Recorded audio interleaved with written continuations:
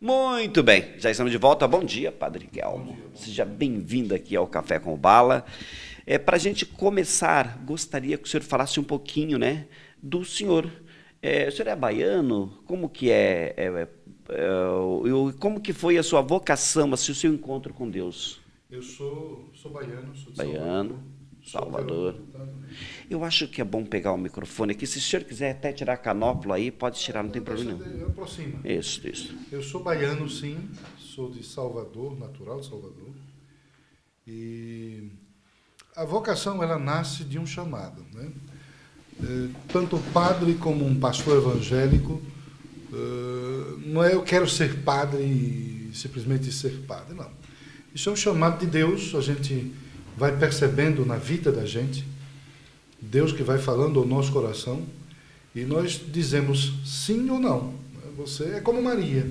Maria ouviu um chamado de Deus, escutou Deus dizer, olha, você vai ser a mãe de Jesus, você vai ter uma missão assim, assado, e ela disse sim, ela poderia dizer não. O candidato ao sacerdócio também, o jovem vocacionado, ele precisa dizer sim ou não. Se você diz sim, então você vai se submeter a umas regras e a um período de formação. Então eu percebi esse chamado, na verdade perceberam o chamado, quando eu tinha 19 anos. Eu atuava num grupo de jovens de uma paróquia e fazia tudo muito bem feito, com muito amor, gostava do que fazia. E o pároco do lugar foi que começou a despertar em mim isto, um sacerdote alemão que cuidava daquela paróquia. E ele me disse, olha jovem, eu penso que você tem vocação sacerdotal, porque você faz um trabalho maravilhoso aí, e se dedica bastante. E aí me encaminhou para os grupos de formação, né, que tem todo um processo. Pastoral vocacional, depois você vai fazer retiros de opção de vida, tem um acompanhamento vocacional, isso tudo leva 1 ano, 2 anos, e depois você passa por uma direção espiritual que ajuda você a fazer o discernimento vocacional. Depois do discernimento feito, então você vai para um seminário.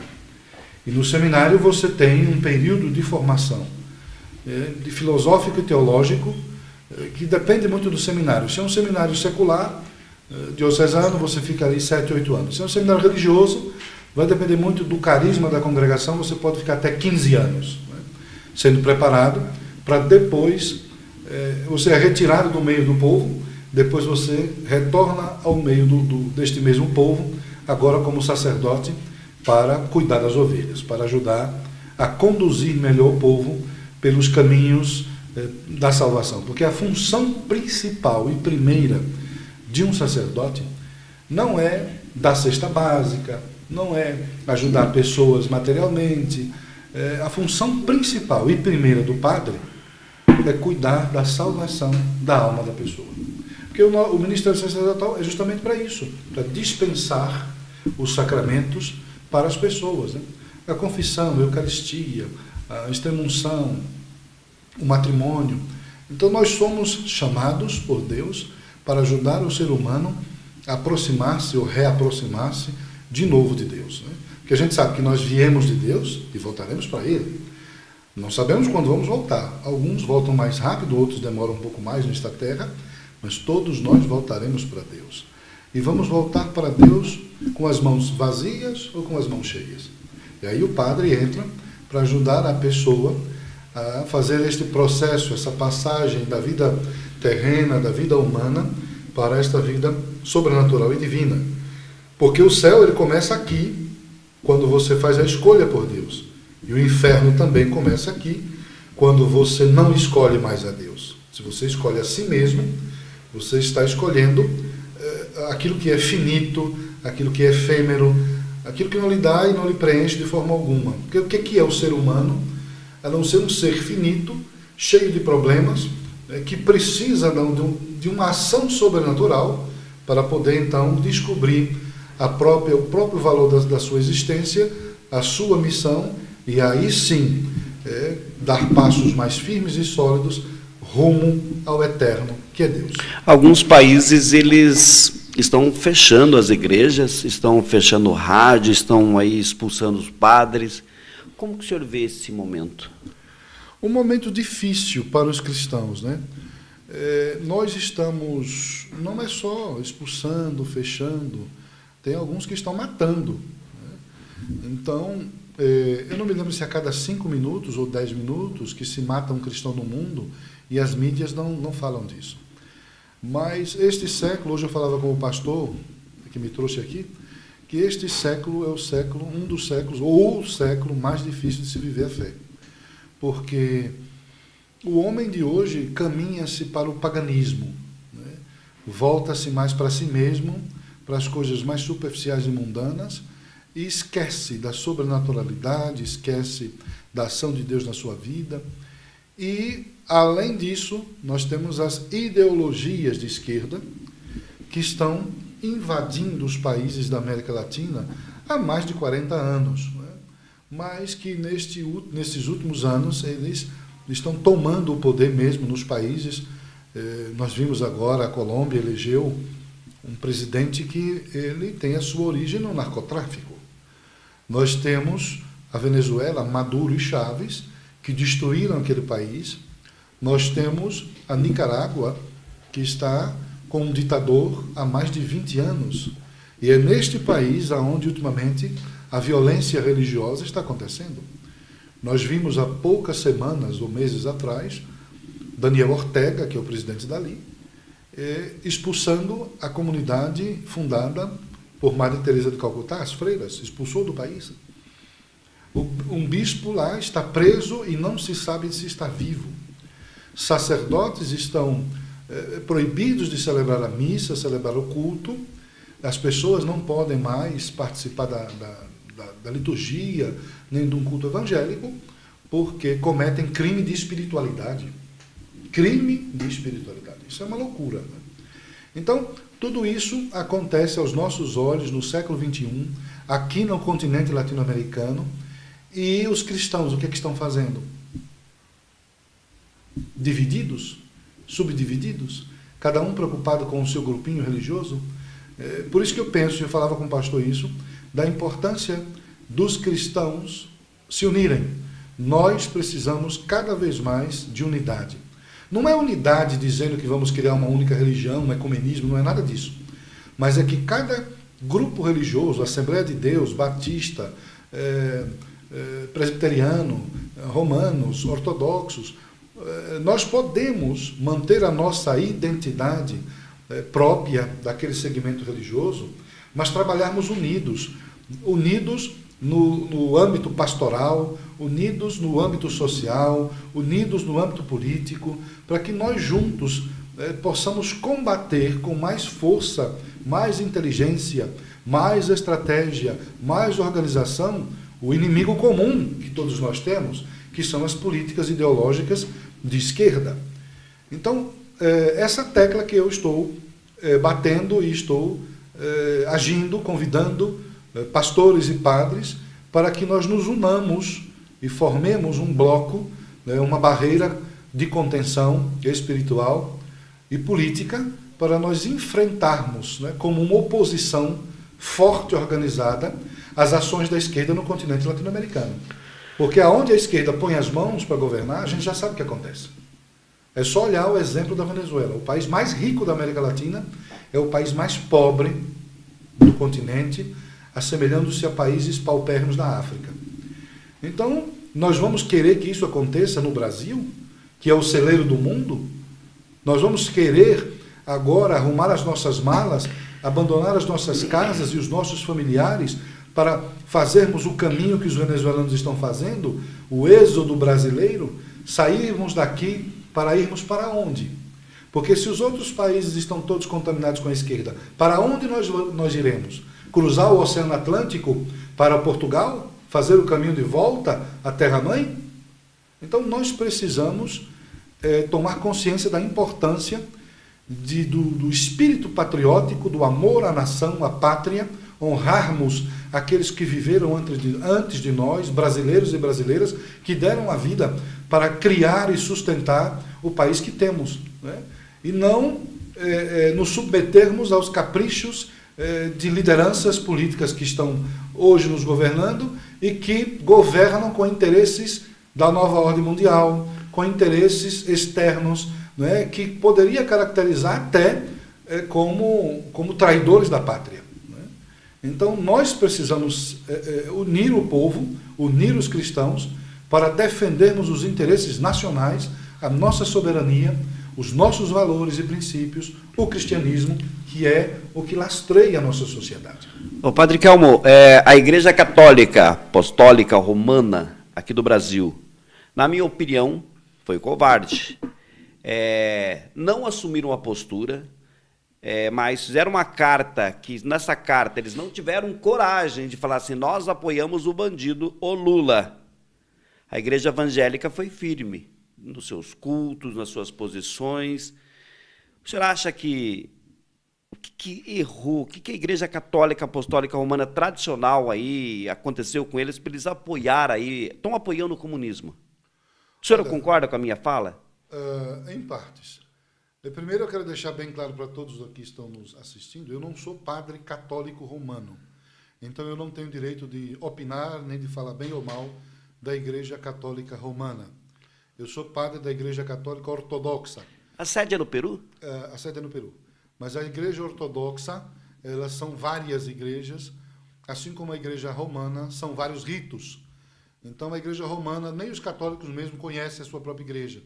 A Igreja Romana, aqui no Ocidente, todo mundo conhece o rito latino, que é a forma litúrgica que se celebra aqui.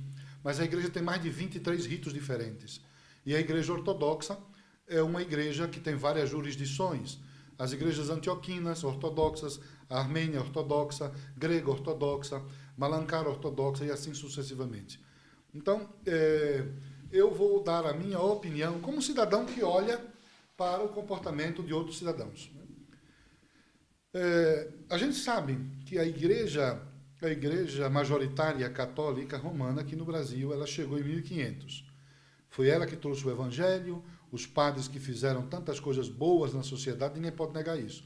Os evangélicos chegaram aqui em 1800 e alguma coisa, né, como a igreja, 1910, acho que a primeira igreja evangélica chegou aqui, a Igreja Assembleia, lá no Pará. E nós e os católicos romanos chegaram aqui em 1500 nas caravelas. E nós, os ortodoxos, chegamos em 1897, 497 anos depois. E fomos impedidos de sermos conhecidos pelo povo. Porque se você perguntar nas catequeses da Igreja Católica Romana se ensinam sobre a existência da Igreja Ortodoxa, que também é católica, ninguém vai saber. Você não ensina, as catequeses parece que é proposital, a tornar desconhecido a existência da Igreja Ortodoxa.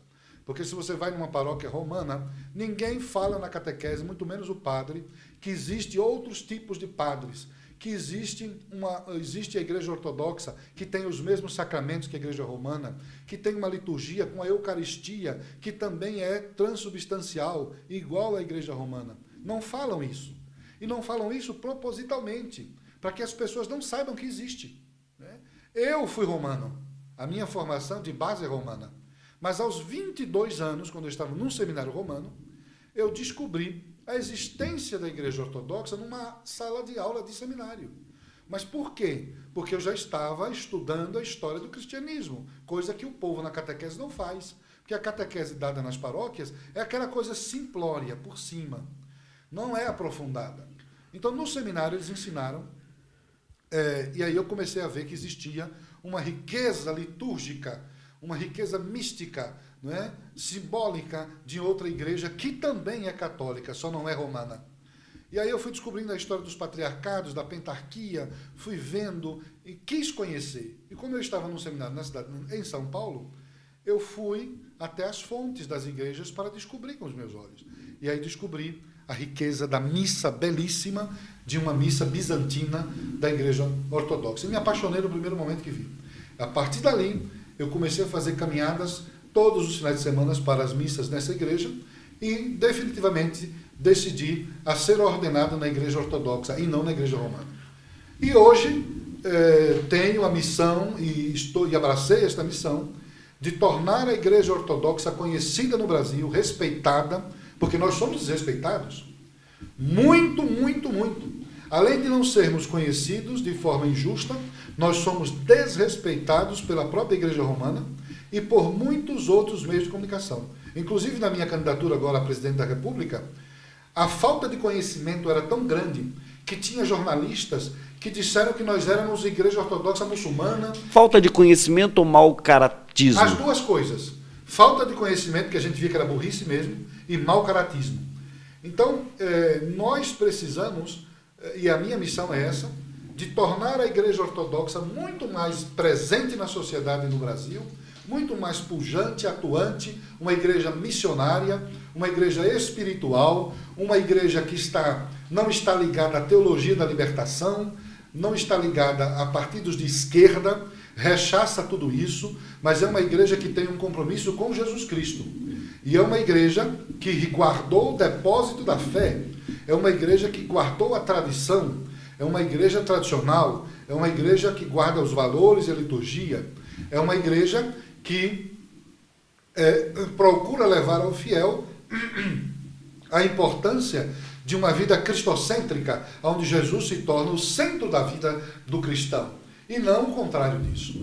Então, a minha participação na política, por este lado, eu achei muito positivo, porque me projetou, e aí as pessoas agora sabem que existe um padre ortodoxo, e não sou eu, mas vários, dezenas e centenas de padres.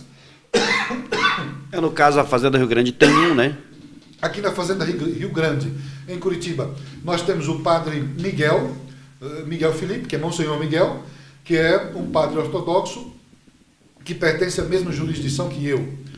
E outros também, né? Mas eu não sei se eu respondi tudo que você perguntou. Sim, praticamente tudo. Eu queria, inclusive, falar sobre o que está acontecendo no nosso país nesse momento. Tanto o presidente Bolsonaro, como o senhor falou várias vezes aqui, partidos de esquerda. Quando o senhor fala partido de esquerda, dá a entender que o senhor tem muita restrição ao partido de esquerda.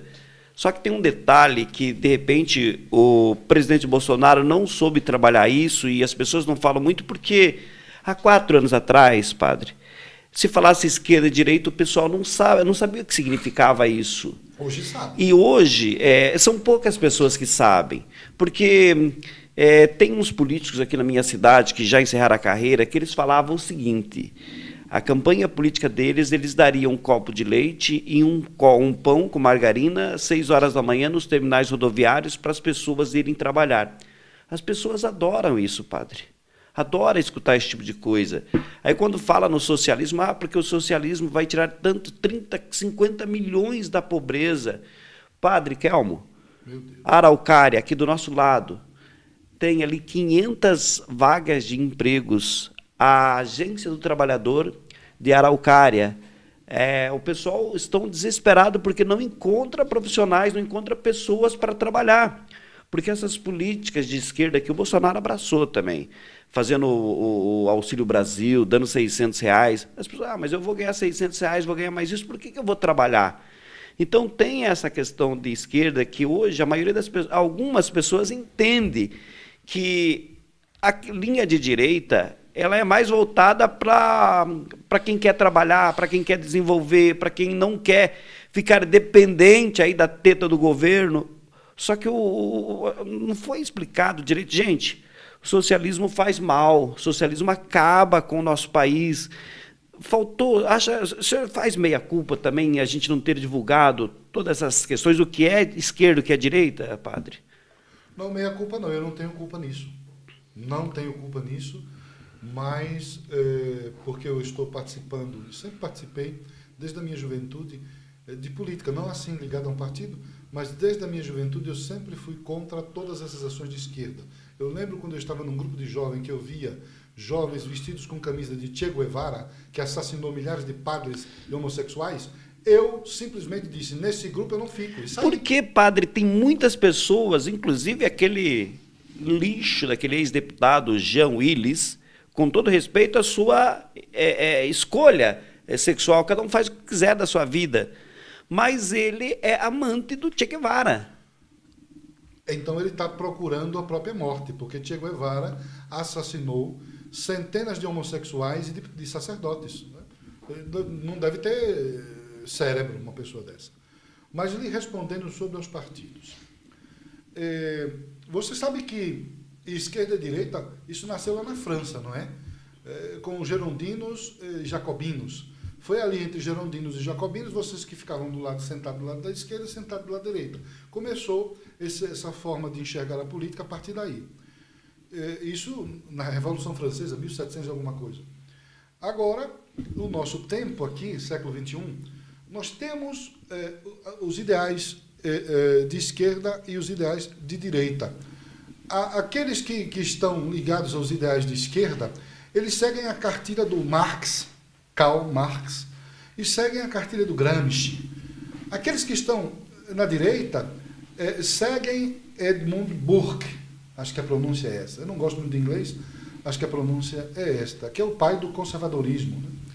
Então, dentro dessas correntes ideológicas, existem os seus pais. E os seus pais querem transmitir a sua herança política para os seus filhos, aqueles que aderem a essa ideologia. Infelizmente, no nosso continente, desde a Rússia lá, eles abraçaram a esquerda, Lenin, Stalin e assim sucessivamente, né? E aí a gente olha para a história recente, porque 100 e poucos anos é recente, a esquerda matou milhões de pessoas. A esquerda é assassina. Matou milhões de cristãos. A Rússia da esquerda, na época de Stalin, de Lenin, eles destruíram as igrejas ortodoxas.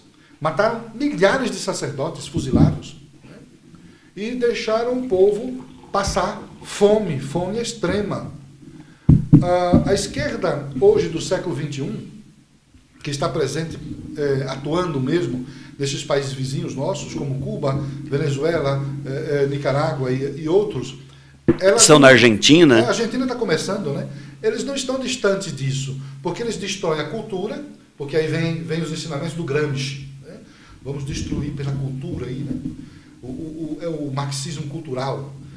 E aí vem, por essas ideologias de Gramsci, a nova moda de agir, não mais pegando em arma, como fizeram no início, mas agora é a arma do cérebro. Vamos pela cultura, vamos envenenar a música, vamos destruir a música, vamos colocar porcaria, vamos destruir a religião, vamos infiltrar dentro da religião elementos que destroem por dentro a fé do povo. E assim a esquerda foi se articulando para destruir a nossa cultura judaico-cristã, como tem feito no nosso continente há 40 anos.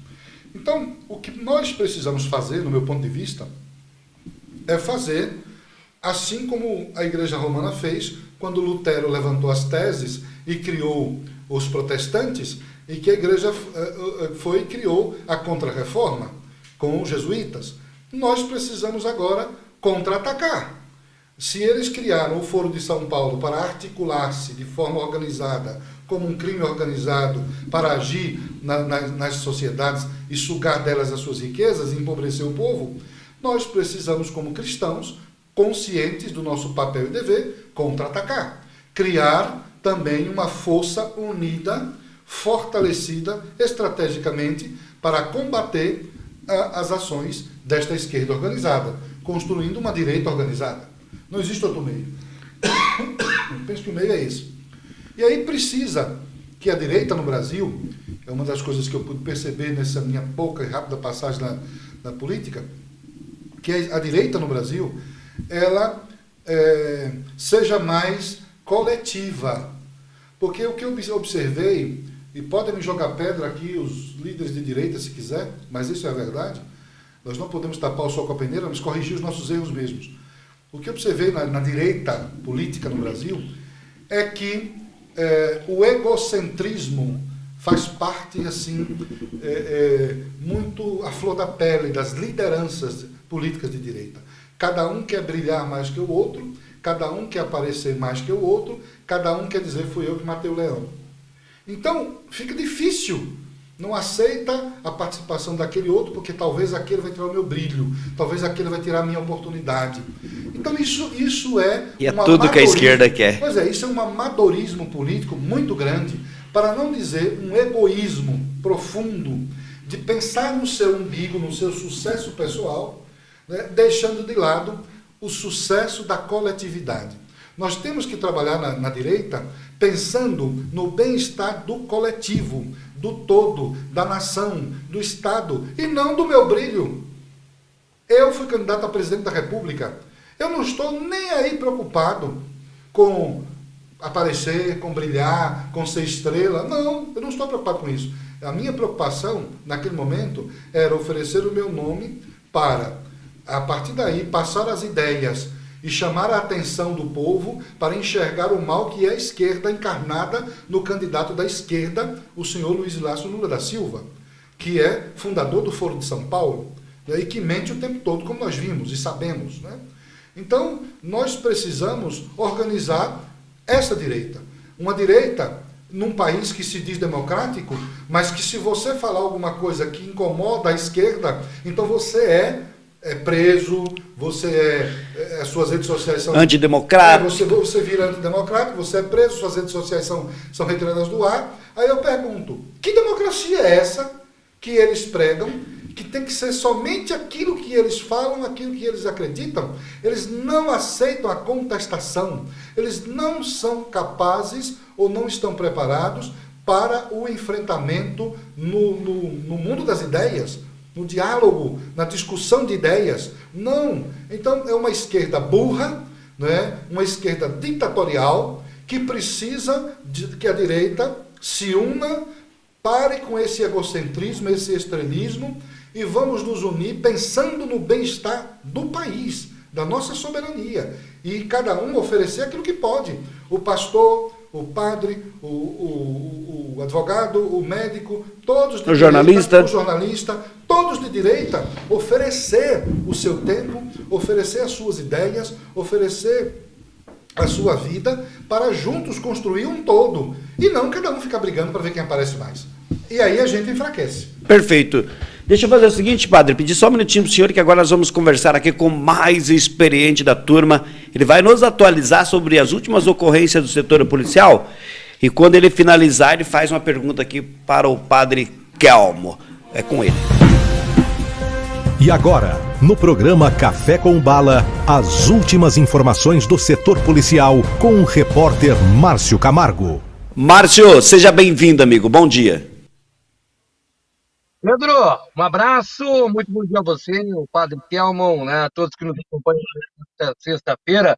Deu para você ver que estou num outro local hoje, né, Pedro? Não estou em Pinhais, estou aqui em Santa Catarina, na Praia de Enseada, mas nem porque estamos de folga é que vamos deixar de trazer a nossa participação e deixar o nosso público bem informado daquilo tudo que foi notícia nestas últimas horas e em Curitiba e na Grande Curitiba, né? Ô, Pedro, não quero tomar muito tempo aí, porque está 100% aí a sua entrevista com o padre Kelmo. Vou trazer rapidamente aqui o noticiário dessas últimas horas. Eu começo falando aqui, Pedro Bala, de um adolescente, né? Nós trouxemos a notícia ontem do adolescente, aliás, de um terapeuta ocupacional que foi morto dentro do salão paroquial, né, da Igreja Nossa Senhora do Guadalupe, lá na cidade de Ponta Grossa, na região dos Campos Gerais. Né? Nós trouxemos essa notícia ontem, e o detalhe é que a polícia já esclareceu o crime, né? E prendeu, ou melhor, apreendeu ontem um garoto de 16 anos de idade que confessou o crime para o delegado. Né? Ele estava sendo atendido lá pelo terapeuta, né? O Luiz Carlos Vantroba, de 39 anos de idade, quando de repente esse rapaz, esse adolescente, pegou uma faca e desferiu lá 7 facadas contra o homem, que acabou, infelizmente, morrendo na hora. Né?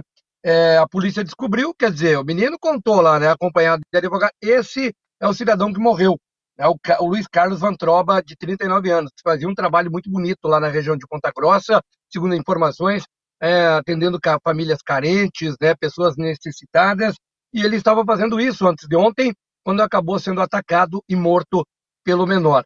Agora, o detalhe, Pedro, é que o adolescente na delegacia falou que, né, o terapeuta, o Luiz Carlos Vantroba, né, o assediou sexualmente. Por isso, ele, usando de uma faca, ele matou o homem. Né? Quer dizer, o Luiz Carlos, né, o Vantroba, não está vivo para falar. Né? Quer dizer, agora é a palavra do autor, com a palavra do autor, né? Porque o morto não fala para se defender, né?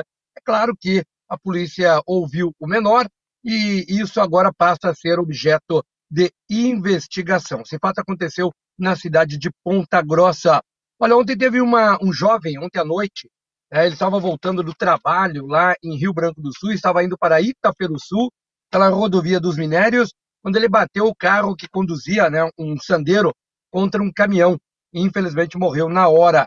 Douglas Faria tinha 23 anos de idade. A informação que ele teria desviado de um buraco e aí perdeu o controle do carro e foi para cima de um caminhão, bateu e o carro dele ficou nesse estado e pior, ele acabou morrendo. Ontem teve um engavetamento na BR-277 lá em Campo Largo, envolvendo 5 veículos, 4 pessoas receberam ferimentos. Entre esses veículos tinha lá uma ambulância da cidade de Almirante Tamandaré, né, com pacientes, inclusive, que estavam voltando lá de Campo Largo, né, do Hospital do Rossio, e um carro da Prefeitura de Cerro Azul também com pacientes que estavam voltando lá do Rossio. Né? Ficaram feridos lá um homem de 25, uma mulher de 41, um homem de 64 e uma mulher de 57 anos, os 4 feridos que foram socorridos, né, por ambulâncias da concessionária, aliás, lá não tem mais concessionária, né? Mas foi o pessoal do CIAT com o apoio do SAMU que acabaram transportando essas pessoas até casas hospitalares. Ontem, Pedro Bala, olha só que crime bárbaro, né? Um feto foi encontrado na estação de tratamento da Sanepar, no bairro Tatuquara, em Curitiba. A polícia, a DHPP, esteve no local, né? Participou lá do recolhimento desse feto, né? E o encaminhamento até ao necrotério do Instituto Médico Legal. E agora a polícia quer saber quem seria a mãe, né, desse feto, enfim, quem praticou esse aborto.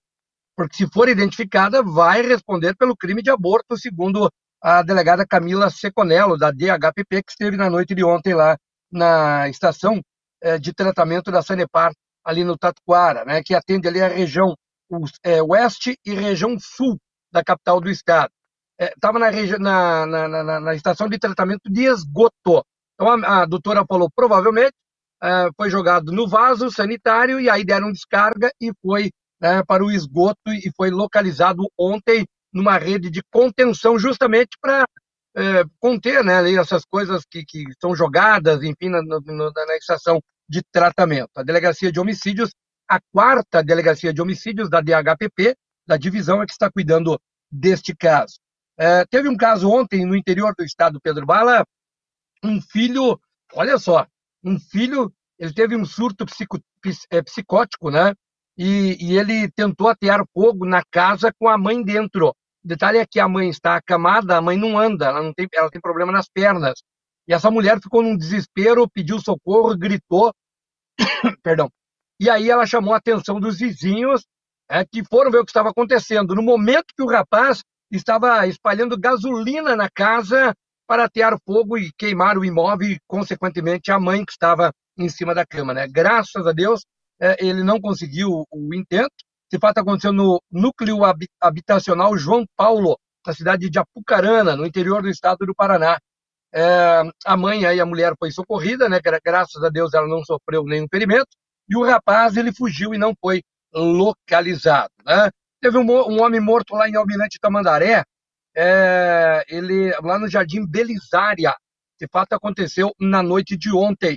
Anderson Barbosa Leme, 55 anos de idade, tinha este homem conhecido como Tcheco. Tcheco foi morto aí dentro dessa casa que você está vendo aí. Segundo informações, 2 homens entraram na residência e cometeram o crime. Um dos autores teria sido identificado por vizinhos que viram ele sair da casa como Leandro. O detalhe, Pedro, é que o Adilson, segundo informações, seria agiota, ele emprestava dinheiro para o pessoal, principalmente ali do bairro, e acabou morrendo provavelmente num desacerto em virtude dessa situação, né? Ele emprestava dinheiro, então provavelmente ele estava cobrando, né? Não tinha dinheiro para pagar, foram lá e matá-lo. Ou de repente foram pedir dinheiro, ele não quis emprestar, e enfim, tudo isso é objeto também de investigação por parte da delegacia lá de Almirante Tamandaré, né? Ontem teve não tem, viu, produção, não tem foto desse caso que eu vou falar aqui, Mas aí em Fazenda Rio Grande ontem, né, vi um cara que ficou doido, né? Ele quis matar a ex-mulher.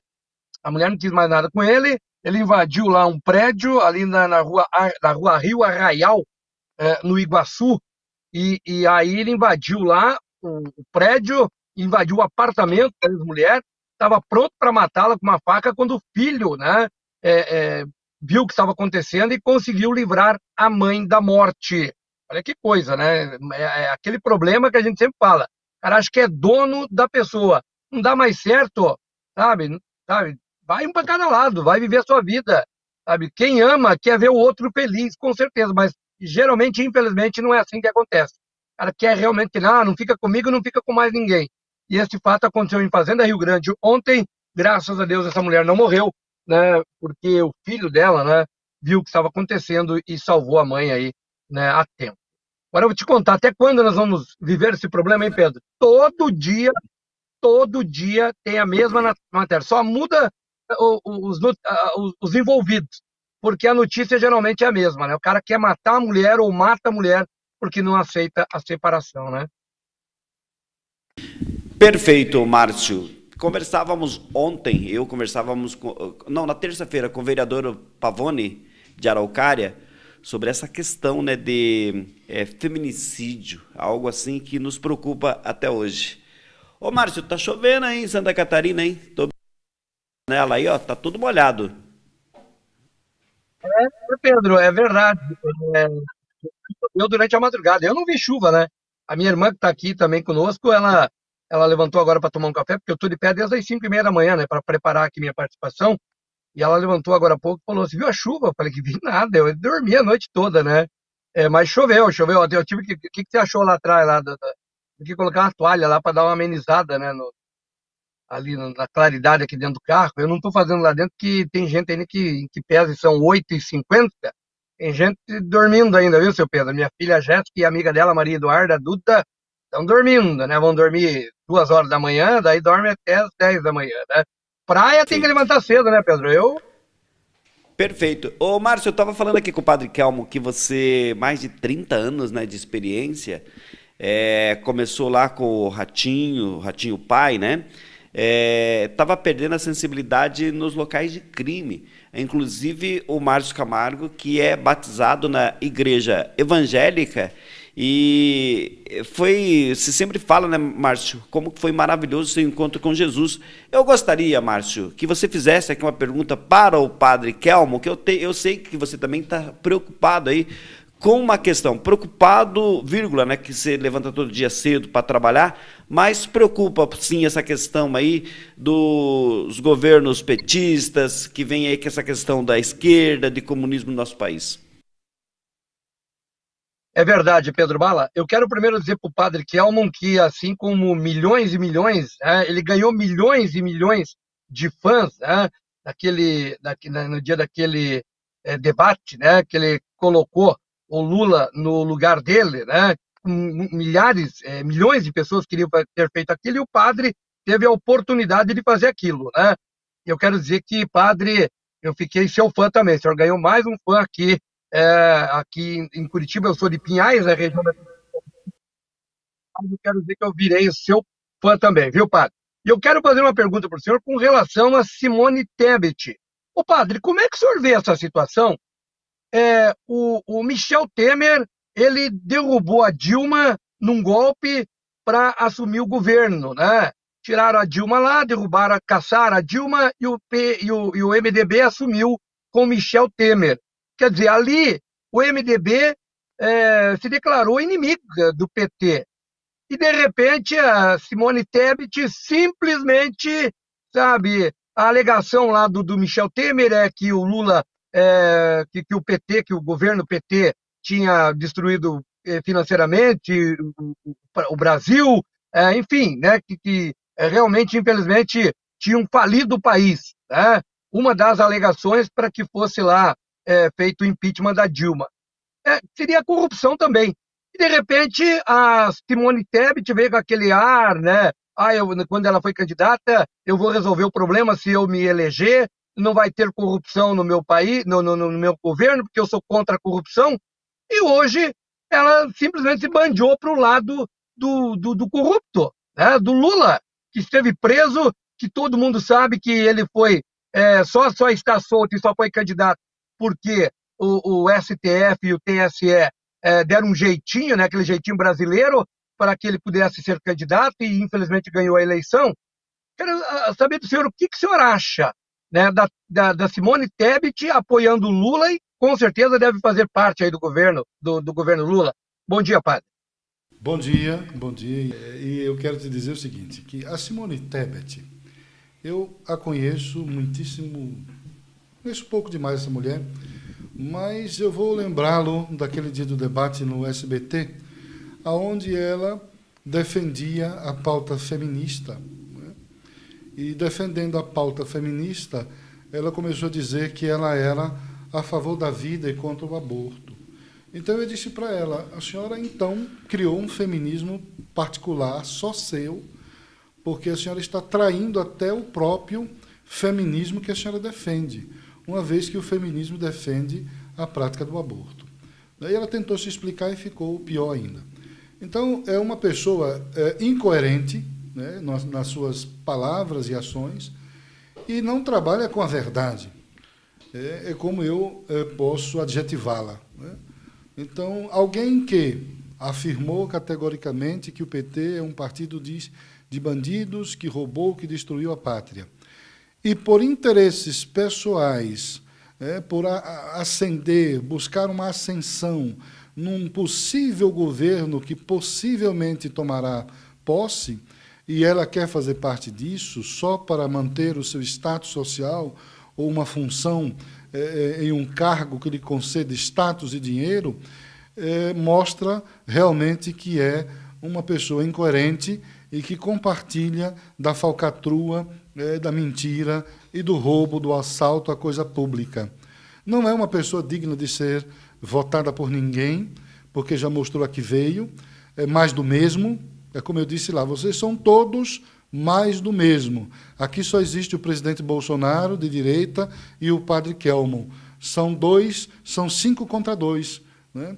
São 5 partidos ali, cada um atacando um ao outro, mas, no fundo, são todos iguais, todos irmanados nas mesmas práticas e nos mesmos desejos de assalto ao cofre público.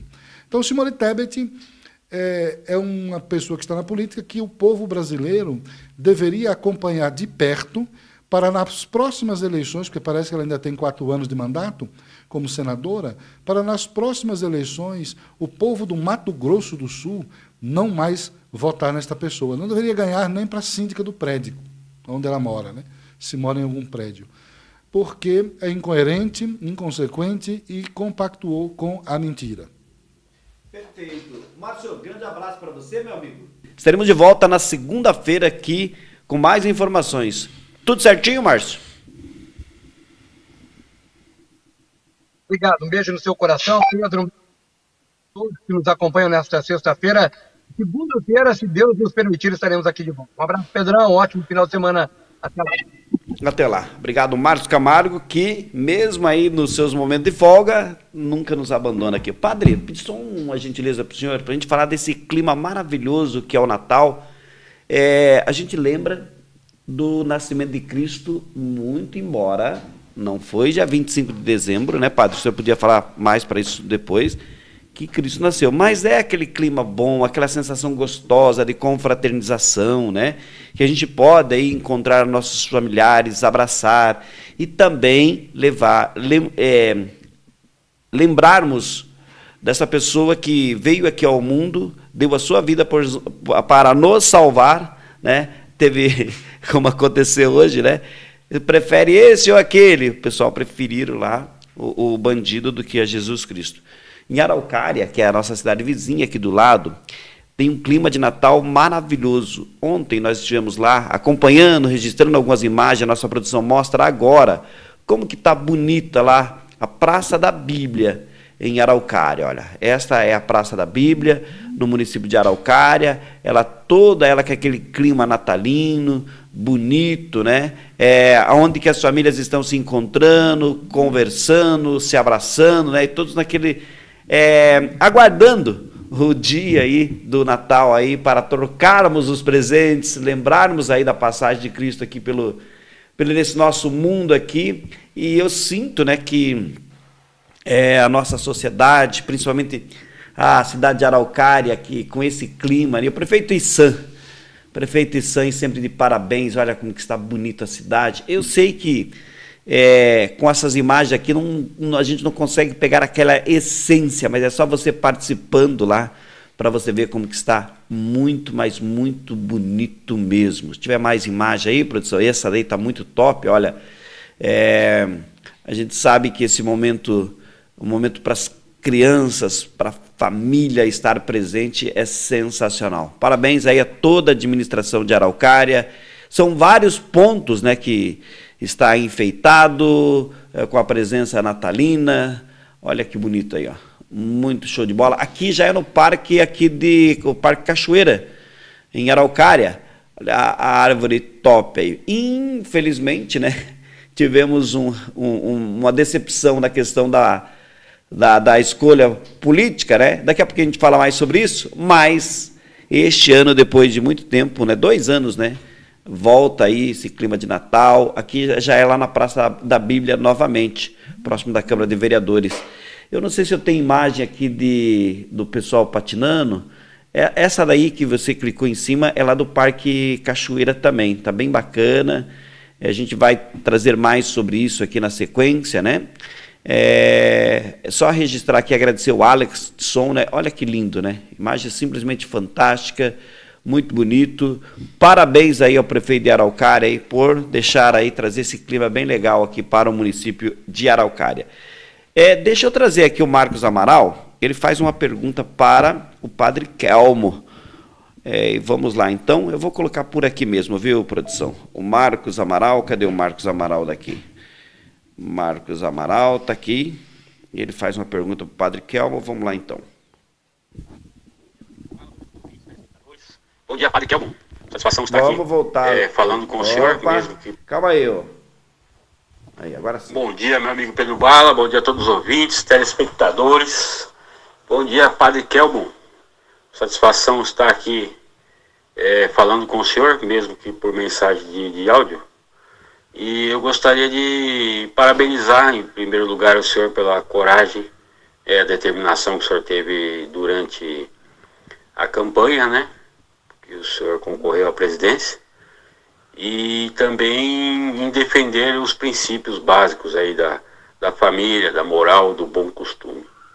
Eu gostaria de saber do senhor, o senhor pretende se candidatar novamente a algum cargo eletivo? E qual seria? Marcos Amaral, Fazenda Rio Grande, bairro Estados. Antes do senhor responder, eu acho que o sentimento do Marcos Amaral foi daquela voz que milhões e milhões de brasileiros queria ter, e ela foi representada pelo senhor. Nós sabemos que o Bolsonaro, ele não tem aquela tranquilidade na fala como o senhor tem, até mesmo para respirar, para pensar e para dar aquela pergunta. Que o Bolsonaro, não que é um defeito dele, eu acho que ele é muito, muito direto. E o nosso povo não está preparado para as perguntas diretas. Acredito que o Bolsonaro, na maioria das suas falas, eu concordo com ele. Só que o nosso povo quer aquela, o meu irmão que está passando fome, porque você vai comer picanha, aquela fala mansa que acaba enganando. E o senhor foi cirúrgico, falando aquilo que milhares e milhares de brasileiros esperavam que alguém falasse na cara, tanto do Lula como da Simone e outros lá. E agora tem que responder o Marcos. Será candidato? Marcos Amaral. Né? Marcos Amaral. Marcos Amaral, o que eu posso dizer para você é o seguinte. Eu hoje faço parte de um partido. Eu sou filiado ao PTB. O PTB não existe mais porque precisou fundir-se com o Patriota e nasceu o partido Mais Brasil. Mais Brasil 25. Então, hoje eu estou como membro do Mais Brasil 25, mas não posso dizer para você, de forma direta, que eu serei candidato a algum cargo eletivo, seja deputado, senador, governador ou até mesmo candidato a presidente da República novamente. Porque isso não depende de mim, isso depende da executiva nacional do partido. É a executiva que escolhe, entre os seus dirigentes, quem vai representar aquele partido, oferecendo o seu nome, seja para qualquer cargo, deputado federal, estadual, senador, governador, presidente da República. Mas o que eu posso dizer para você é o seguinte: um sacerdote, nós somos orientados a não nos envolvermos diretamente em funções eletivas partidárias. Esse é o ensinamento, é a orientação. Em casos extraordinários, a gente pode até participar. E aí você passa por um período, se é na participação da candidatura, você passa por um período de licença das suas funções sacerdotais. E se você é eleito, então você passa todo aquele período em que você você foi eleito, 4 anos para alguma função, você não pode exercer as funções sacerdotais. Ou seja, você é padre, mas não pode exercer enquanto estiver ali na função política, né?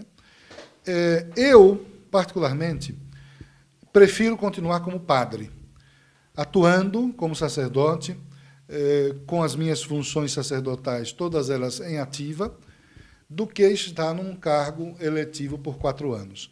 Só voltaria se fosse uma decisão do partido. E uma decisão muito objetiva, clara e com propósitos bem patrióticos, né? Havendo uma necessidade extrema. Aí sim, eu aceitaria. Caso contrário, eu continuo apoiando o partido, ajudando o partido, fazendo o trabalho interno, da formação espiritual, da formação política e continuando como sacerdote. Eu acho que a lição do senhor como candidato foi alcançada, né? Porque precisava passar o seu recado e deu para enxergar bem claro quem era quem na ordem do dia, porque o senhor e o seu vice foram a vários partidos pedindo para que o pessoal assinasse uma pauta a favor da vida. Ninguém assinou. E ninguém assinou. Todos de esquerda. Mas o seu objetivo foi alcançado, porque ligou aquela luzinha e falou: gente, olha, aqui é perigoso. Inclusive, uma das coisas que eu aqui vibrei muito na hora, né, que teve aquele embate com o Lula, eu fiquei, inclusive, torcendo ali para que fosse ali mais firme na situação ali, sabe? Só que se conteve, né, padre? Mas se continuassem, passaria para a agressão física. Se ele ofendesse o senhor mais um pouquinho, você ia avançar nele, padre? Se ele ia enfiar ia enfiar sua cara na mão do Lula? Se ele tocasse em mim, ele levaria um soco no meio da cara. E o senhor não temia ali, de repente, ser preso por isso? Não, mas se ele teve o direito de bater em mim primeiro, eu tenho legitimamente o direito de me defender. Me bateu primeiro, vai apanhar. Eu jamais iria agredi-lo primeiro. Jamais eu iria bater nele primeiro, apesar da pessoa que é, porque por respeito à idade daquele senhor, é um senhor de quase 80 anos, né? Eu não iria agredi-lo de jeito nenhum. Mas ali estava uma covardia, que era 2 contra 1. Era o William Bonner e o Lula contra o senhor. Sim, tudo bem, mas se ele partisse para uma agressão física, ele esperasse que ele ia ter troco. O William Bonner estava defendendo esse cidadão a todo momento, né? Era o William Bonner e ele contra mim, isso é verdade. O que aconteceu com a nossa mídia? De repente, pelo Bolsonaro levantar lá aquela faixa, Globo lixo, alguma coisa nesse sentido, eles se revoltaram contra o Bolsonaro e também a tetinha que secou, né? Porque eles praticamente faliram, né, sem recursos do governo federal. E quando saiu o resultado das eleições, em que o Lula venceu as eleições, lá na sede, na redação do Jornal Nacional, todos se abraçaram, todos comemorando, mostrando que por baixo aquela fachada falsa de um jornalismo sério, existia ali o QG de um partido político. Todos estavam apoiando o Lula, todos. Uma falsa imparcialidade, eles realmente, a emissora estava torcendo e ficou claro na vitória, né? Se vocês observarem naquele vídeo, esse vídeo eu vi, tem uma voz de fundo que chega a dizer assim: acabou, vencemos. Quem que é o candidato? O padre Kelmo, a gente já parte aqui, inclusive, pelo objetivo que o senhor está fazendo aqui em Fazenda Rio Grande, na nossa região, mas eu queria saber do senhor o seguinte: essa questão do Roberto Jefferson, que lá atrás ele denunciou o Mensalão. Eu não vou falar que o Roberto Jefferson é santinho. Ele denunciou o Mensalão. Só que o cara que denunciou Mensalão, um monte de coisa, ele foi condenado. Ou seja, é crime você denunciar. Hoje ele está preso. Só que, no caso, o Lula, que todos os ministros, diretores do PT, dirigentes, não sei o que, foram presos do dia para a noite. Ah, mas o juiz foi parcial, o juiz não sei lá o quê. E o Roberto Jefferson, ele condenado, ele seria o candidato a presidente da República no lugar do senhor. Daí o senhor assumiu a vaga dele. Ele nem candidato pôde sair, padre. Qual que é o seu pensamento sobre tudo isso? Perseguição política, né? Roberto Jefferson é um político histórico no Brasil. Foi deputado por 6 ou 7 mandatos. Presidente de um partido histórico, o mais antigo do país, o PTB. E Roberto Jefferson hoje está preso por crime nenhum. Desde quando no Brasil existe crime de opinião? Não existe isso. Então, Roberto Jefferson foi preso por crime de opinião que não existe. Depois levaram para casa, porque ele tem uma saúde muito frágil.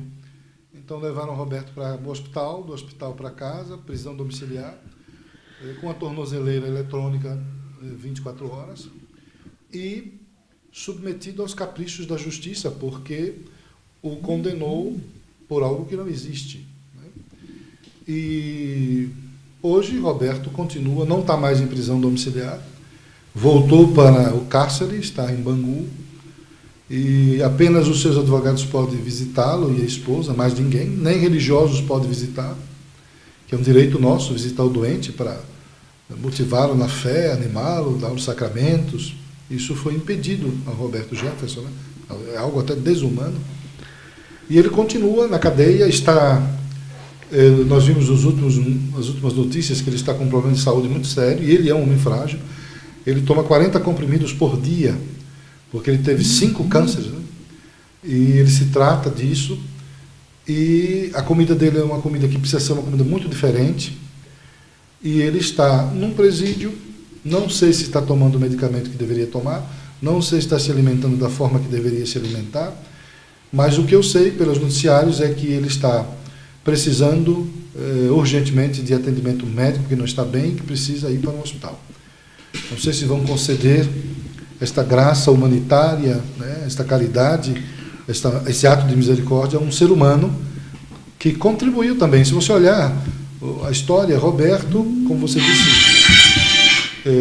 disse, ele não é santinho, mas Roberto é um homem que se redimiu, é um homem que soube enxergar os seus próprios erros, reconhecer os seus erros e recomeçar a sua própria história, né? Sem apagá-la ou sem rasgá-la, mas apenas reescrevê-la. E Roberto Jefferson, ele reescreveu a sua história, como também tentou reescrever a história do PTB. Roberto, ele passou por um período muito difícil, ele fez a denúncia do Mensalão, por conta da denúncia, as prisões foram feitas, inclusive de José Disseu e tantos outros, e foi descoberto toda essa tramóia do PT. Roberto foi preso por isso, porque pagou pela culpa que tinha também. Então Roberto pagou, ficou 2 anos no cárcere mesmo, e ao sair começou a reescrever a sua própria história.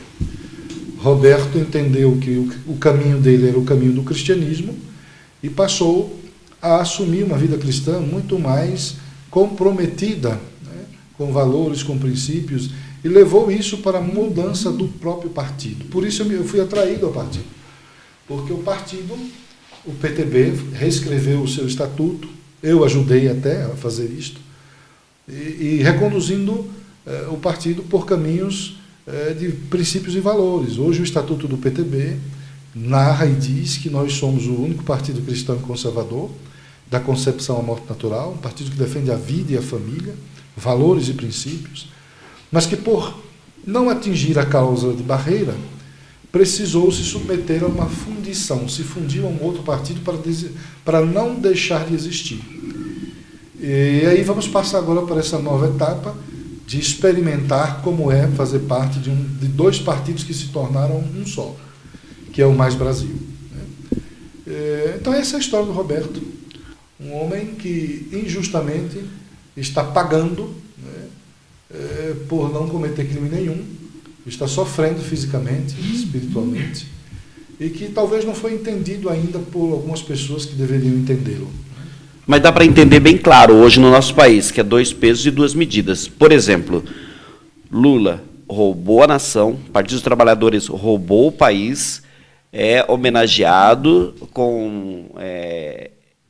falam que não tem crime nenhum, inclusive o William Bonner, né, que não cometeu crime nenhum, não deve nada para a justiça, e o denunciante, que foi o Roberto Jefferson, perseguido politicamente e está preso por uma única pessoa, que hoje ele não espera o inquérito chegar, ele não faz a questão de o Ministério Público está investigando, tem parecer. Se alguém falar alguma coisa, olha, tem um partido aí que vai fazer isso, ele já dá multa, ele já condena, ele já manda prender. Isso não dá a impressão que nós estamos vivendo lá na Coreia do Norte? Não, nós estamos vivendo o que viveu-se, o que se vive na Venezuela. Né? Eu convivo com venezuelanos e hoje eu sei a história da Venezuela. E ontem mesmo eu estava com o embaixador da Venezuela, ainda na época do governo do Caldeira, presidente Caldeira, que governou há 20 e poucos anos atrás. É um senhor histórico da Venezuela e ele me explicava detalhes disso. E dizia: padre, o Brasil está vivendo a nossa história do passado. Né? O judiciário na Venezuela que controlou tudo e aqui está acontecendo a mesma coisa. Né? Então eles disseram para mim: nós já vimos esse filme que vocês estão agora vivenciando. E, infelizmente, o final da história não é boa. E eu espero que o final dessa história, desse filme no Brasil, que é igual ao da Venezuela, não seja o mesmo fim da Venezuela. Perfeito. Eu quero, inclusive, aqui pedir desculpa, né, porque quando eu falei aqui a questão de que teve um embate bem firme lá com Lula, né, quase que deu vias de fato, em momento algum a gente incentiva a violência. Tem que ter paz, tem que ter tranquilidade, só que, como falam, né, a paciência também tem limite. Padre, o senhor está aqui em Fazenda Rio Grande, eu gostaria que o senhor falasse qual que é o objetivo. Tem a missa no domingo, aonde que é? O senhor terá mais encontros aqui em Fazenda Rio Grande? A população, por exemplo, tem muitos fãs do senhor aqui na nossa região.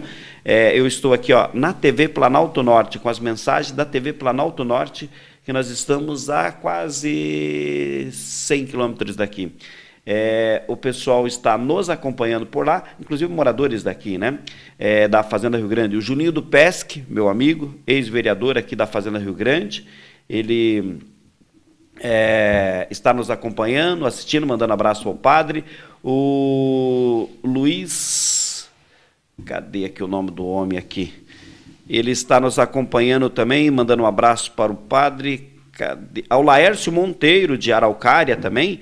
Ele pergunta o seguinte, ó: bom dia, Pedro Bala, como vai, amigo? Pergunte ao padre Kelmo, por favor, o que ele espera do país com a vitória do Lula e o que o padre fará politicamente, né? Você já praticamente respondeu, mas aqui em respeito ao Laércio Monteiro, de Araucária. Laércio, olha, o que eu farei politicamente é muito simples. Se a esquerda tomar posse no dia 1º de janeiro, eu e os outros padres e pastores e políticos, nos resta sermos a oposição. Então nós temos que trabalhar pensando na organização estratégica de uma oposição forte, unida, para combater as ações da esquerda em nossa pátria. Nós precisamos trabalhar na defesa dos valores, dos princípios, na defesa do cristianismo, fortalecendo esta oposição. Unindo, para fortalecer, nós precisamos unir as lideranças conservadoras de direita e o povo, que também é conservador e de direita. E fazer este enfrentamento, infelizmente esta palavra, fazer este enfrentamento no mundo das ideias, do diálogo, né, da argumentação, para que nós possamos combater, por meio da argumentação inteligente, né, as ações da esquerda. Não tem outra coisa a ser feito se eles assumirem.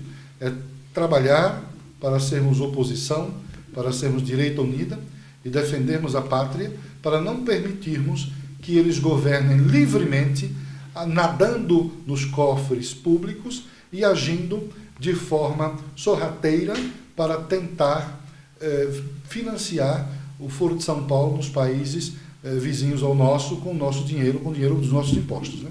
Essa é uma das coisas que nós precisamos fazer. Perfeito. O Luiz Carlos Hortz, né, dá um bom dia para a gente, um bom dia para o Padre Kelmo. O senhor teme ser preso também, padre? Eu não.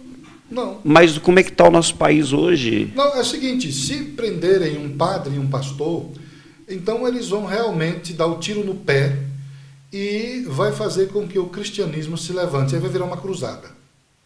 Se prenderem Silas Malafaia, o Padre Kelmo ou qualquer outro sacerdote ou pastor nesse país, aí nos resta fazer uma cruzada cristã, um levante cristão, e aí o enfrentamento vai ser parecido com o que fizeram os cristeiros no México. Quem não sabe o que é, pesquise no Google, cristeiros no México, e vocês vão ver. Porque foram isso que eles tentaram fazer com os cristãos no México no início do século 1920, 1919, por aí, e os leigos cristãos deram a resposta àqueles líderes que quiseram matar os padres, né? Mas o problema, Padre Kelmo, é que é o seguinte: hoje você não pode dar a sua opinião, hoje você não pode falar, hoje você, se de repente tentar falar qualquer coisa diferente, eles vão falar que o senhor é antidemocrata, que o senhor é um golpista, que o senhor é mentiroso e que o senhor tem que estar preso porque o senhor é uma ameaça à nossa democracia. Isso, a gente observa. Eles estão provando que se eles fazem isso e falam isso, eles estão de fato assinando que nós estamos numa ditadura. É só a gente pegar aqui uma manchete do jornal o Globo, se a gente pegar aqui do G1, de Folha de São Paulo, o senhor é um antidemocrata. O senhor é uma pessoa que oferece risco à nossa democracia. E muito embora eu entendo que a democracia é você poder utilizar a sua voz e falar o que você pensar. Mesmo a questão do pessoal que está na frente dos quartéis aí, que eu não concordo com essa ideia, eles têm esse direito. E o pessoal fala que são golpistas, padre. O senhor dizendo isso, o senhor está alertando o povo para que o povo saiba que nós já não estamos mais numa democracia. Que é falácia dizer que nós somos democráticos ou democratas e que fulano é antidemocrático. Não, nós não estamos mais vivendo num país democrata. Não existe democracia no Brasil mais. O que é que existe? Deixo aí a pergunta para todos interpretarem. Mas é isso. Padre, quero deixar o senhor à vontade, o senhor vai estar aqui em Fazenda Rio Grande, né? Se eu não me engano, na Vinda das Araucárias, que é o local da igreja, que o senhor vai estar aqui no domingo, né? Qual que é o horário? Eu estou na casa paroquial do Padre Miguel, Monsenhor Miguel, aqui em Fazenda Rio Grande. A programação aqui no domingo nós teremos, eu vou celebrar missa às 9 horas na igreja de São Miguel, na Fazenda Rio Grande. Eu só não sei o endereço. Eu tenho ali, ó. Vamos passar aqui bem certinho. Vamos passar o endereço, quem quiser participar da missa. O endereço aqui, ó. É na Avenida das Araucárias, número 1363, no bairro Eucaliptus, no Santuário. Santuário então, São Miguel. Próximo aqui do Jacomar, todos os caminhos levam à Fazenda Rio Grande. 1363, né? A gente vai dar mais um destaque aqui, na sua vinda aqui à Fazenda Rio Grande. E depois, antes, né, vai fazer algumas visitas, algumas conversas. Então, nós temos um programa, um podcast hoje à noite, com um pastor evangélico da Assembleia de Deus. Inclusive ele está aqui, foi ele que me trouxe. Nós temos amanhã sábado, nós temos algumas visitas. Nós temos, não sei se hoje à tarde ou amanhã à tarde, uma visita ao prefeito aqui. Teremos algumas visitas. No domingo nós teremos a missa às 9 da manhã. À tarde... Será transmitida pelo YouTube também? Também, no meu YouTube. Quem ainda não se inscreveu, Padre Kelmo, pode se inscrever lá. Nós teremos a missa às 9. Depois da missa nós teremos um almoço em Castro, com um encontro político, deputados, vereadores, secretários, lá na casa da deputada Aline, uma deputada federal aqui do Paraná, ela reside em Castro. Nós teremos à noite, em Curitiba, acho que é em Curitiba ou é aqui, não me recordo, um encontro com a comunidade venezuelana que está por aqui. E aí encerramos a nossa passagem pelo Paraná e retornaremos a São Paulo, onde eu estou residindo desde o dia 5 de novembro. E aqui eu posso falar alguma coisa mais? O senhor pode ficar à vontade, inclusive, as pessoas que de repente queiram conhecer um pouquinho mais da sua igreja. Eu observo hoje, padre, que tem muitos falta de sacerdotes nas igrejas. De repente, aquelas pessoas que foram chamadas por Cristo, de repente seguir a sua igreja, ou qualquer outro tipo de religião, né, que fiquem à vontade, né? Eu não pensei nisso que ele está falando, viu? Em fazer um convite vocacional. Mas já que ele tocou nesse assunto, eu estou em São Paulo desde o dia 5 de novembro. Me instalei ali, saí da Ilha de Maré, na Bahia, porque não dava mais para ficar, por questão de segurança. Então, eu estou em São Paulo e abrimos um mosteiro, o Mosteiro Santo Tomé e São Basílio, e ali será uma casa de formação, onde jovens que desejam viver o sacerdócio, a vida monástica, podem entrar em contato conosco, pode falar com o Padre Miguel, pode até falar aqui na rádio, né, e depois ele entra em contato com o Padre Miguel, e nós fazemos todo o processo vocacional de acompanhamento para ajudar a pessoa a descobrir se ela tem realmente a vocação, se ela sente esse chamado a consagrar a sua vida a Deus e trabalhar como sacerdote, assim como eu, né? Mas quero aqui fazer um pedido a cada um de vocês que está nos ouvindo. Não sei se vocês sabem, mas os padres ortodoxos, nós não temos salário, diferente dos padres romanos, que todos têm salário. Nós vivemos daquilo que a aranha vive do que tece. Nós vivemos, muitos padres ortodoxos trabalham, por isso o Padre Miguel trabalha aqui num serviço civil. Eu não trabalho civilmente, vivo como monge, mas atuo na sociedade, na política, em vários outros setores, palestras, eventos, formação, mas vivemos daquilo que a providência divina ela nos faz chegar até as nossas casas, né? Então, eu estou recomeçando em São Paulo. Estamos com uma casa ali que é o mosteiro, um prédio que não é nosso, é alugado, mas nós desejamos comprar isso um dia, com a ajuda da providência divina. Mas, para a organização interna do mosteiro, nós precisaremos arrumar a capela. Então, existe uma capela, um espaço que vai ser destinado a uma capela privada, onde eu vou celebrar as missas, batizado de quem precise, casamento de quem queira, enfim, ministrar os sacramentos na capela interna do mosteiro. E aí eu quero fazer um convite a você que me escuta, para nos ajudar a organizar essa capela, porque nós precisamos de bancos para a capela, da iconóstasis, dos ícones, e tudo isso é muito caro. Vocês sabem que o mobiliário de uma igreja é bastante caro. Ambã, um altar. Eu estou com um orçamento já pronto de 2 empresas que fiz, não ficou barato, mas para Deus sempre o melhor. É o lugar do culto, é o lugar da celebração dos sacramentos, é o lugar do louvor a Deus. Então, para Deus o melhor. Mas eu preciso da sua ajuda.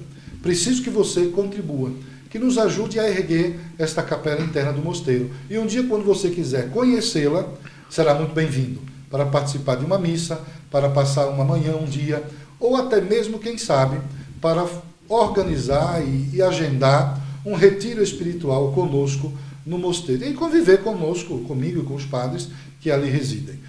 Você pode doar aquilo que você quiser. Eu não posso obrigar e impor a você me dar ou dar ao mosteiro um valor X, mas você é convidado, é um pedido que fazemos, a doar aquilo que o seu coração te pede, te permite compartilhar conosco. E você vai doar como? Nós temos um Pix, Padre Kelmon Maré, Luiz com S, @gmail.com. Eu vou repetir. Padre Kelmon, Kelmon, Padre Kelmon, Maré, MARE, Luiz com S, @gmail.com. basílio.com. Esse é o nosso Pix, a chave Pix, nosso e-mail, e você poderá, desde agora, fazer parte dessa construção deste mosteiro, que é um local de oração, de convívio sacerdotal, de vivência de sacramentos e de organização também religiosa, catequética e política. Dali, desse ambiente, nós iremos organizar várias ações cristãs, evangelizadoras, políticas, para levarmos para todo o nosso Brasil. Eu espero contar com a sua ajuda, com o seu apoio financeiro e que nós juntos possamos fazer sempre o melhor pelo reino de Deus. E que Deus abençoe a todos vocês que estão nos acompanhando e a você que vai nos ajudar. Seja um amigo do Mosteiro São Tomé e São Basílio. Perfeito. O padre, o Laércio Monteiro, ele faz 3 perguntas aqui, se o senhor puder responder para a gente, eu agradeço. Olha, outra pergunta, Pedro, o que o padre acha da atuação do ministro Alexandre de Moraes, do TSE e do STF? Sobre o silêncio do Bolsonaro, é uma estratégia ou é um erro? O padre Kelmo acha que teve fraude nas eleições? Olha, sobre o ministro Alexandre de Moraes, eu me recuso a responder qualquer coisa. Eu acho que não é necessário, não é sábio nem necessário responder alguma coisa a respeito desse senhor. Eu me recuso a gastar minha voz, meus neurônios, para responder algo sobre esse senhor. Me recuso. Quanto ao presidente Bolsonaro, ele está em silêncio. Deve ter os seus motivos, né?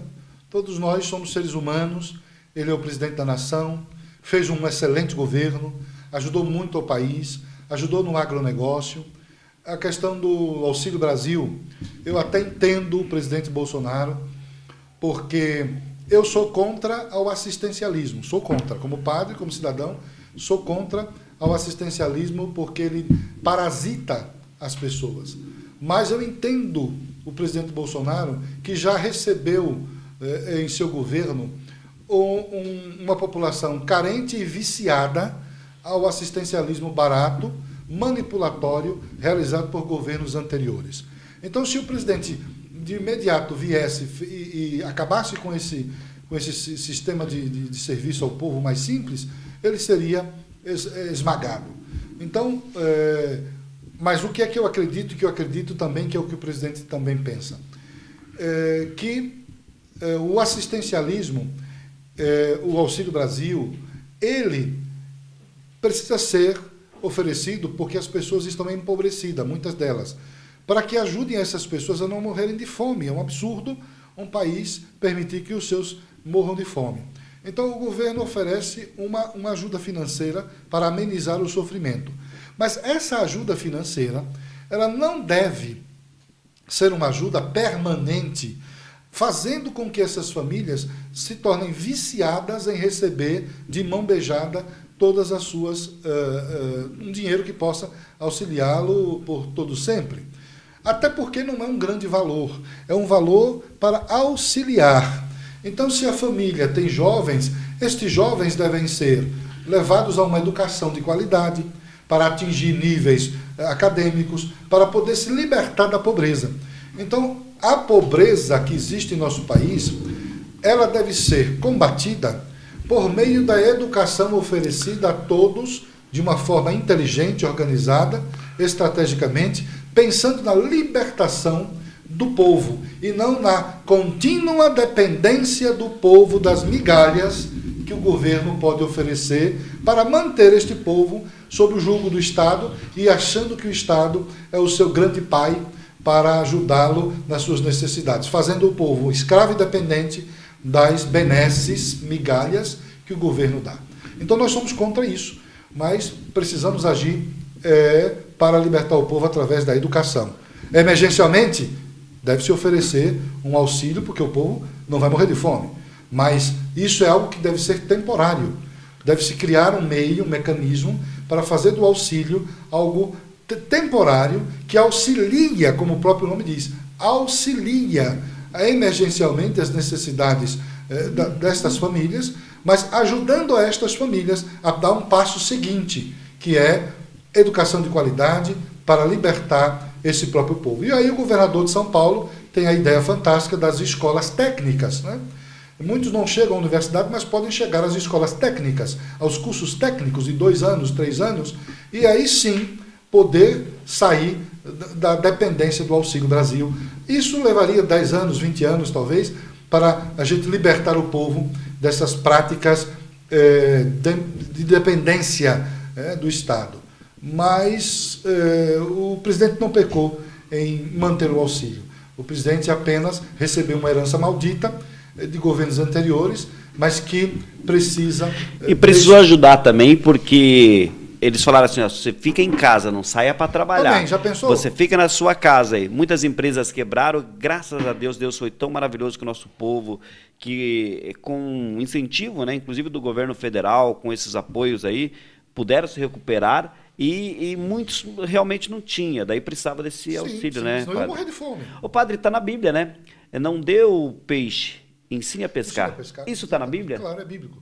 E além de ser bíblico, o São Paulo dizia desta seguinte maneira, que nós, o ser humano, o cristão, ele precisa comer do fruto do seu trabalho, do suor do seu rosto. Então, é dignidade. O ser humano precisa de dignidade. A dignidade de poder saber que é útil e de poder saber que está recebendo um valor, mas pelo esforço, pela dedicação do seu empenho e do seu trabalho. Padre, eu vou só fazer o seguinte, eu quero ir até o Catar, daí eu quero falar sobre o podcast que o senhor vai fazer hoje à noite com o pastor, tá? Eu vou até o Catar, só um minutinho. Ontem nós tivemos aí o primeiro jogo da seleção brasileira, e o nosso amigo Bruno, que tem um futuro brilhante na política, ele que também, né, tá triste, né, com a vitória do Partido dos Trabalhadores, mas é um jovem que ainda vai construir muito pela nossa Quitandinha, pela nossa região metropolitana aqui. Ele esteve lá no estádio, se puder colocar primeiro ali a torcida, alguma coisa nesse sentido, daí a gente coloca o Bruno falando lá do Catar. Ele saiu do estádio ontem, disse que mais de 80 mil pessoas, chegou mais de 3 horas da casa dele, chegou 3h30 da madrugada na casa dele. Coloca aí pra gente acompanhar.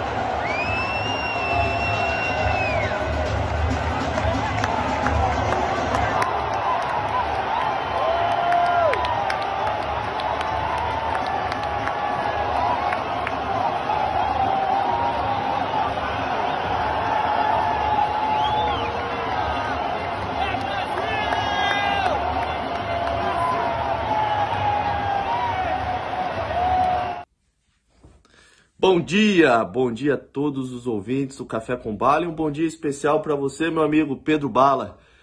Aqui quem fala é Bruno Santos, diretamente do Catar, diretamente de Doha. Estivemos na noite de ontem no estádio de Lusail, estádio cheio, estádio bonito, estádio que estava lotado. Esse vai ser o palco da final da Copa do Mundo de 2022 também, onde que a gente espera que a nossa seleção brasileira esteja. Festa da torcida brasileira, eu estava lá no meio com a bandeira da nossa cidade Quitandinha, representando, e jogamos muito bem, foi um jogão de bola. Eu achei que os 2-0 ficou barato para a equipe da Sérvia, poderíamos ter um placar elástico, tivemos bola na trave, tivemos diversas chances de gol, mas o Brasil jogou muito bem, controlou o jogo do início ao fim. O primeiro tempo, mesmo sendo o primeiro tempo sem gols, mas o segundo tempo, com 2 golaços do Richarlison, foi um jogão, né? E fico muito feliz de estar também acompanhando lá. Agora, próximo jogo, segunda-feira, contra a equipe da Suíça. Esperamos que a nossa seleção brasileira vença e busque a classificação para a próxima fase da Copa do Mundo, classificação antecipada. E esse ano o Hexa vem. Estamos confiantes. Torcida brasileira aqui no Catar está confiante. Um abraço a todos. Deus abençoe. Amém, Bruno. Temos muito orgulho de ser seu amigo. Inclusive, estou colocando a foto agora aqui, produção, do Bruno. Aí tá lá no produção, lá. Com a bandeira da nossa querida Quitandinha, né? É o jovem que saiu de Quitandinha para o mundo. Valeu, Bruno, valeu. Representando bem aqui a nossa comunidade, né? Bom, já está aqui comigo aqui o pastor Fábio. Hoje teremos aí o podcast. Eu gostaria que você falasse, seja bem-vindo, né, primeiramente, né? Queria que você falasse aí qual que é o endereço, vai estar no YouTube, Facebook, falar um pouquinho mais do trabalho de vocês. Obrigado pela oportunidade, Pedro Bala. Saudações a todos os telespectadores. Alegria de poder estar acompanhando aqui o Padre Kelmo. Hoje nós estaremos recebendo o Padre às 22 horas no Eu Acredito podcast, diretamente do YouTube. Vocês podem pesquisar o canal, vai ser o primeiro a aparecer, Eu Acredito podcast. Às 22 horas vamos estar falando sobre a temática experiências e tudo sobre as eleições do ano de 2022. Então, será um bate-papo muito legal, que eu tenho por certo que vai agregar muito na vida dos telespectadores. E você que está nos acompanhando aqui é o nosso convidado para estar participando com a gente hoje, a partir das 22 horas. Perfeito. Pode repetir o nosso endereço? Eu Acredito Podcast no YouTube, tem também no Instagram, Eu Acredito Podcast Oficial. Perfeito, a partir das 22 horas. A partir das 22 horas. E o amigo também concorda plenamente, é solidário ao que o Padre Kelmo está vivendo hoje. Sim, claro, plenamente. Na verdade, o Padre Kelmo, ele foi enviado por Deus para este tempo, para trazer clareza do que está acontecendo no Brasil, na venezuelização do Brasil, que ocorre e é perceptível. Foi uma honra receber você aqui. A gente pode conversar para outro dia te receber aqui, já que você está fazendo no Rio Grande, né? Para a gente falar mais, inclusive, da igreja que você serve, convidar os fiéis para estar participando dos cultos. Vai ser uma honra te receber aqui. Perfeito, obrigado, Pedro Bala. Padre Kelmo, muito obrigado pela sua participação aqui junto com a gente. A gente teria muito mais assuntos para falar, inclusive naquele momento muito tenso que foi o senhor, né? Que talvez Deus, ele é tão maravilhoso que coloca as pessoas certas nos lugares certos, né? E colocou o senhor naquele momento que o Roberto Jefferson estava muito nervoso, né? Inclusive dando alguns tiros para cima, ali, assim, o senhor foi lá, entregou a arma, né? Que o Roberto Jefferson utilizou e colocou o senhor naquele momento para levar paz lá. Muito obrigado pela sua participação aqui, que Deus sempre proteja o senhor aqui. Fique sabendo que aqui na Fazenda Rio Grande o senhor tem um amigo aqui. Amém. Sou eu quem agradeço essa oportunidade de poder falar um pouquinho de toda essa experiência vivida na política e da riqueza que é a Igreja Ortodoxa, que precisa ser descoberta pelo povo brasileiro, né? Obrigado a você, né, por esta manhã de conversa, de diálogo, e obrigado a vocês que estão nos acompanhando, que estão nos ouvindo. Eu aguardo vocês na Santa Divina Liturgia, a Santa Missa, no domingo, às 9 horas, aqui em Fazenda Rio Grande. Um grande abraço. Gente, mais uma vez, humildemente, eu peço desculpa aqui, né, porque até entendo que quando você fala, assim, né, que eu estava torcendo aqui para que acontecesse algo de mais grave lá no debate, lá longe de mim. Nós somos da paz, nós somos do amor aqui, E é que, na verdade, eu acredito que era a vontade do povo que estava na televisão, porque não se conformava, né? Porque eu vejo o seguinte, os caras roubaram o país, foram presos, foram condenados, devolveram o dinheiro. Aqui na capa do jornal O Repórter de hoje, olha aqui, ó. Aqui, foi inaugurado um CRAS em Araucária, vai atender a nossa comunidade lá em Araucária. Está aqui a capa do jornal O Repórter ali, nossa produção aqui é top, olha ali, ó. Foi inaugurado esse CRAS ali, ó. E lá dentro do jornal tem mais fotos. Esse CRAS, ele só pôde ser construído porque teve dinheiro da corrupção que aí a Lava Jato acabou recuperando. Aí passou lá, aqui, ó. A Lava Jato acabou recuperando e com essa recuperação desse dinheiro foi possível construir. Daí foi recuperado o dinheiro de corrupção. Não, ninguém fez nada, é tudo inocente. Gente, com o dinheiro que foi recuperado. Agora, imagine só aquilo que não foi recuperado. Quanto de dinheiro roubaram do nosso país. O pessoal fala que tem muita gente, 30 milhões de pessoas passando fome. O Bolsonaro falou várias vezes, se tiver alguém passando fome, que a gente acredita que esteja, né? Faz o seu cadastro lá no Auxílio Brasil, o governo vai ajudar com R$600 até essas pessoas saírem da linha de pobreza. Só que esse pessoal, eles não querem que você saiba disso, eles querem cada vez mais miserável para ficar dependentes deles, infelizmente. Está aí mais uma vez o novo prédio do CRAS de Araucária, que foi construído, claro, dinheiro do município, a Câmara de Vereadores fez a sua parte, mas tem dinheiro que foi devolvido por esquema de corrupção aí da Lava Jato nesse CRAS. É algo que a gente não consegue se confirmar. Deixa eu mandar um abraço aqui ao meu amigo Alexandre Souza, que está aqui junto com a gente também, falando do padre diferentão. E aqui, diferentão, o meu amigo, o Bruno, viu, Alexandre? Olha lá o Bruno, lá no estádio, no Catar, que eu não sei nem falar o nome desse estádio lá, que é um país assim, que não é exemplo para ninguém não, viu? Mas está lá a Copa do Mundo lá. Estou indo embora, meus amigos. Eu volto na segunda-feira, a partir das 8 horas da madrugada, com mais uma edição do programa Café com Bala. Fiquem todos com Deus e até lá, se Deus assim nos permitir. Tchau, gente!